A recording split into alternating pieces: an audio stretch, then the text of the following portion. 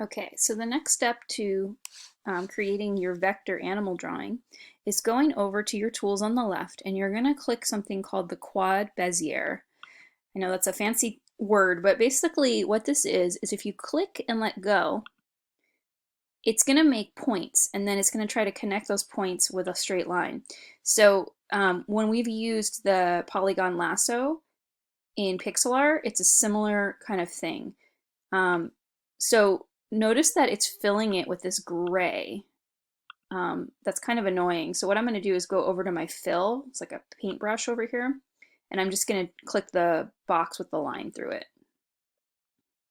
So that just lets me keep drawing without it covering up my drawing.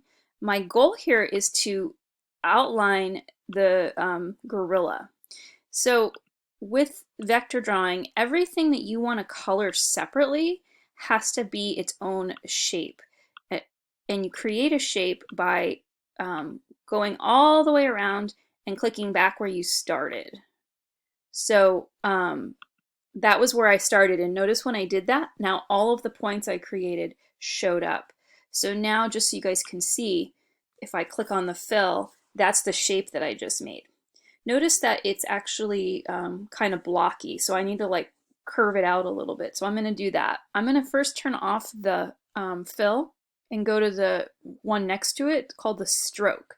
The stroke is the outline around the outside. I'm going to make it a bright color so I can see it, and it's also really thin, so I'm just going to scroll down here, and I'm going to change the width and so I can see the line pretty clearly. So that makes it a lot easier for me to see it, and so I can tweak it a little bit.